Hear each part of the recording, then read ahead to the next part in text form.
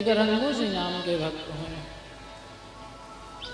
रंगू जी नाम के भक्त के अंदर साधना करने की इच्छा जगी, पर साधना की सिद्धि बिना गुरु के नहीं होती। रंगू जी भटकते भटकते कई गुरुओं के पास गए, बहुत गुरु किए, किसी के पास 2 साल, किसी के पास 1 साल, किसी के पास 3 साल, उसके बाद गुरु चेंज कर देते। अनेक गुरुओं के पास जाकर के इन्होंने साधना करी, पर मन संतोष नहीं हुआ। अच्छा, कई शिष्य ऐसे भी होते हैं जो गुरु ही बदल देते हैं। जैसे पिता एक बार मिलते हैं भाग्य से, इसी प्रकार गुरु भी एक ही बार किए जा सकते हैं। रंगू जी कई जगह गए पर उनको संतोष नहीं हुआ। भटकते भटकते संत तुकाराम जी के पास पहुंचे, और संत तुकाराम जी की भक्ति को तो सभी जानते हैं, सभी नमन करते हैं। कौन भला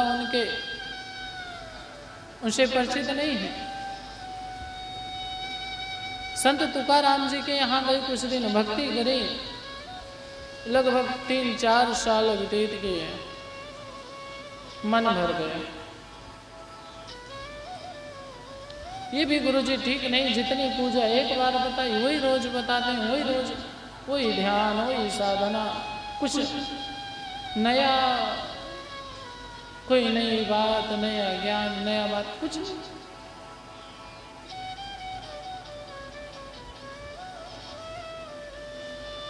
जो सुयोग्य गुरु होते हैं ना, एक ही पाठ को 1000 बार पढ़ाते हैं, 1,00,000 बार पढ़ाते हैं, तब तक पढ़ाते हैं जब तक विद्यार्थी उस पाठ को अपने जीवन का आचरण न बना ले।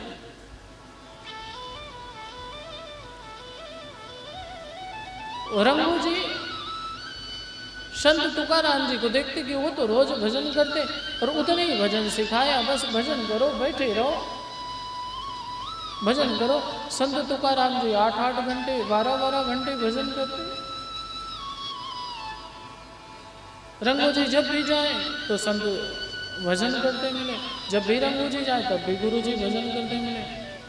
कोई ज्ञान की बात नहीं, कोई सत्संग नहीं। रंगू जी ने निर्णय लिया,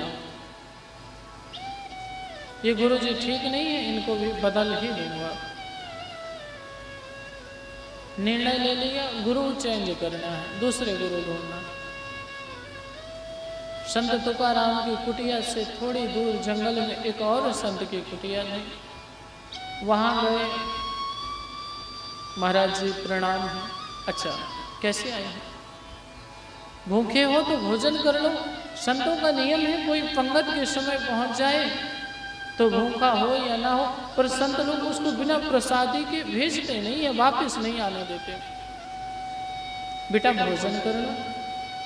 रंगू जी बोले बस भोजन करके आए। नहीं नहीं, थोड़ा तो करना ही पड़ेगा। प्रसाद पवाया, बैठाया। क्या बात है? महाराज, मैं आपका शिष्य बनने के लिए आया हूं।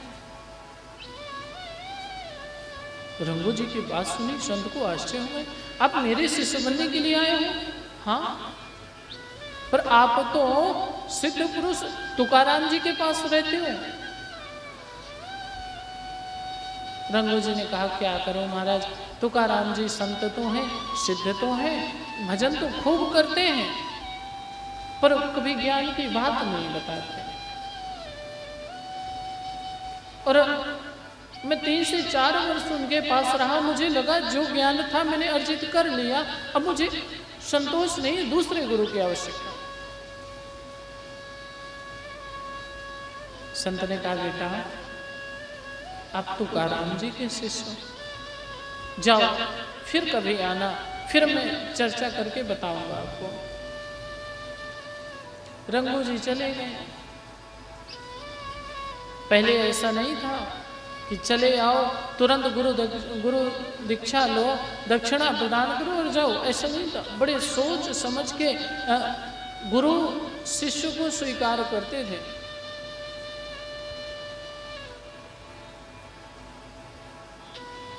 एक दिन तुकाराम जी बैठे थे, रंगू जी उनके पास गए, महाराज प्रणाम है आपको। संत तो संत है, शिष्य की मनोदशा को देखे। आहा, एक दीपक रखा था, बत्ती रखी थी। बेटा तुकाराम, रंगू, ये सांझ का समय हो गया, एक काम कर सकते हो? जी गुरुदेव, आदेश। जाओ, जाकर के दीपक जला दो।